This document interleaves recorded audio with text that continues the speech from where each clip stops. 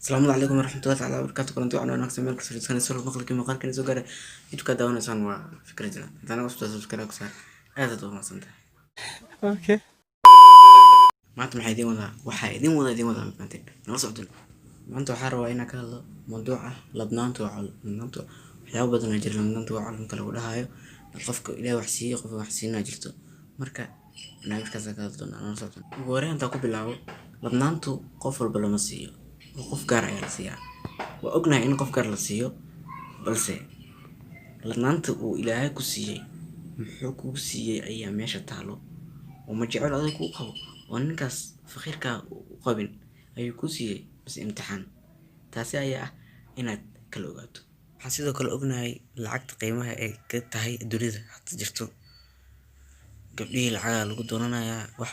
walba lacag soomaali ahaana waa aad u jecelna lacagta isku dilnaa marka barnaamijkan inaan ka hadlo waa aad ugu faraxsanahay ladnaantu inay col tahay ayaa dadka u sheegayaa oo ah ladnaanta inay waxsan fiican ahayn qofkii u arkay inuu ladan yahay inuu qof fiican u yahay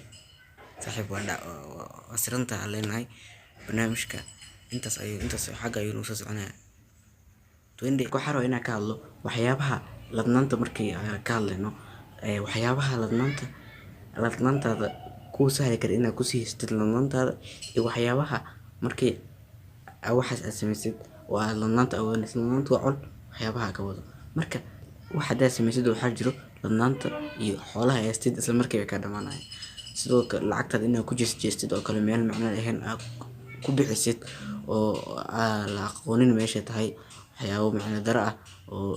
ilaahay wax ka soo horjeedo oo kale inaad samaysid adii waxyaabo badan lacagtaada inaad ku isticmaashid oo qaldan oo sharciga iyo xaaraan ah oo aan faa'iido lahayn waxyaabo adii ka soo qaad waxyaabo aan faa'iido lahayn oo macno daro ah haddii aad ku samaysid lacagtaas waa hantidaasi bari ka maalin waxaa noqonaysaa faqiir meel soo taagan taajirnimadii lagu ogaa oo maana taajirka ahayd mana ahaan doontid oo waxaa noqon doontaa qof oo dhabar ahdi waxyaabaha kale aan rabo inaan idiin soo gudbiyo waxaa waaye wax haddaad samaysid oo hantidaada aad ku sii haysan karta hantida waa ognahay dadka qaarkood si fiican uma isticmaalaan marka hantida ayada naftirkeeda waxay u baahan tahay inaa la xakameeyo waxaa waaye wax ugu weyn oo marka lacagta oo ladnaanta ay kusoo gasho inaad samaysid ugu weyn oo diinteenina ay dadka ku dhiirigeliso oo wax walbana ku furfurmi doonaan aakhiri iyo adduunyaba waa sadaqada lacag haddaad haystid sadaqayso kushin haddaad hesho sadaqayso oo beri ka maalin ayaa helaysaa ama aakhiro ama adduunyada lacagtaadana waxay ku yeelanaysaa barako